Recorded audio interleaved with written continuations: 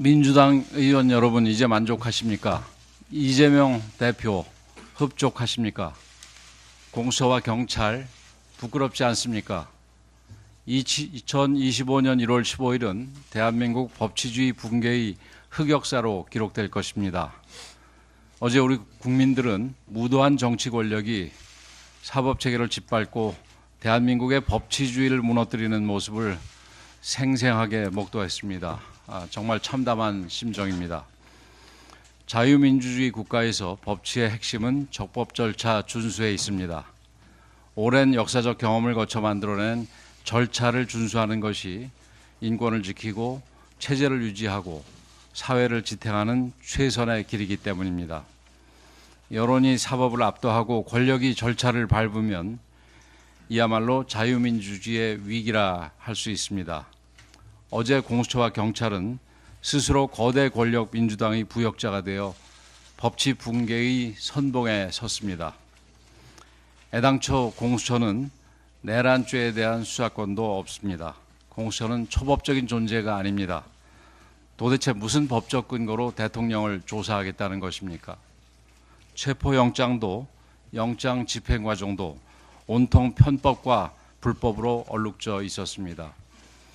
공수처법에 명기되어 있는 서울중앙지법이 아닌 서울서부지법에서 체포영장을 받아낸 것부터가 영장 쇼핑이라는 비판을 받고 있습니다.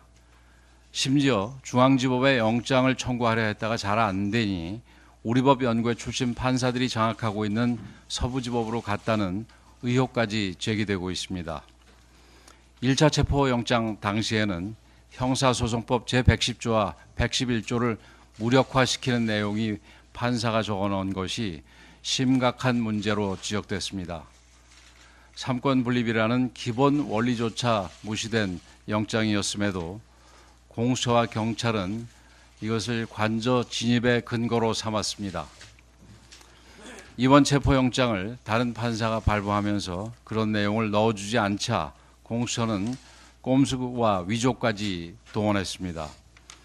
공수처는 관저 외곽 경호를 담당하는 55 경비단장에게 협조 공문을 보내 이를 허가하는 회신을 받았다고 공지했습니다. 이것부터 새빨간 거짓말이었습니다.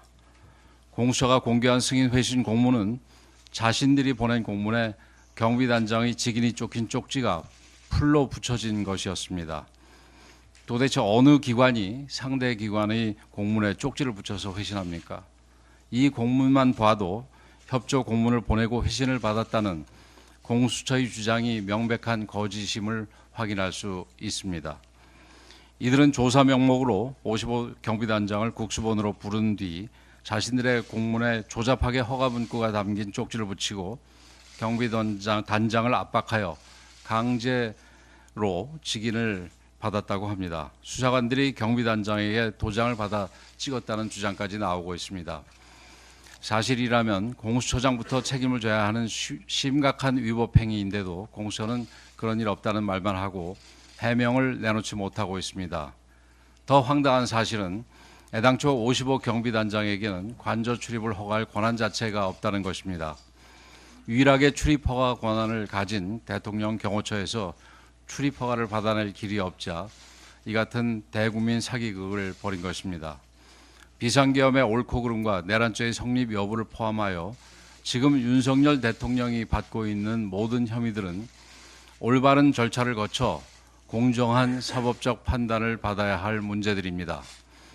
비상계엄이 내란이라고 주장하며 절차의 문제를 따지겠다는 사람들이 이처럼 스스로 절차를 완전히 무시한다면 어느 국민들이 이들의 주장에 동의하고 수사 결과를 납득하겠습니까? 공수처는 사실상의 사법 쿠데타를 일으킨 것이나 다름없습니다. 공수처의 모든 행위는 정치적으로도 법적으로도 정당성을 이미 상실했습니다. 공수처는 즉각 불법적인 수사를 중단하고 합법적 수사 권한을 가진 기관에 사건을 이첩해야 할 것입니다. 그것만이 혼란을 막고 공정한 수사를 진행할 수 있는 유일한 길입니다. 국민의힘은 그동안 공수처가 저지른 모든 불법 행위들에 대해 반드시 책임을 물을 것입니다. 또한 수사 상황 유출을 비롯한 불법 행위들이 앞으로 발생될 경우 이에 대해서도 끝까지 책임을 물을 것임을 강력하게 경고합니다. 이처럼 대통령에 대한 사법 절차들은 KTX급으로 진행되고 있는데 사법 절차의 완행 열차에 느긋하게 앉아 있는 사람도 있습니다. 바로 이재명 민주당 대표입니다. 2021년 대선 과정에서 허위 사실을 공표한 사건은 2022년 9월에야 기소됐고 기소 2년 2개월 만인 작년 11월 15일에야 1심 판결이 나왔습니다. 공직선거법상 2심 판결이 3개월 이내에 나와야 하지만 이미 2달이 지났고 1월 23일에야 2심 첫 공판이 열리게 됩니다. 1심에서 징역 1년 집행유예 2년이라는 의원직 상실형이 선고되자 이재명 대표 측이 소송기록 접수 통지서 미수령 등 꼼수를 쓰면서 1심 판결 2달이 넘도록 재판을 시작조차 하지 못한 것입니다. 다행히 어제 서울고등법원은 2심 재판부의 요청에 따라 오는 3월까지 재판부의 새로운 사건 배당을 중지하고 집중 심리에 돌입하기로 결정했습니다. 더 이상 이재명 대표의 재판 지연 전략을 용인해서는 안 될 것입니다.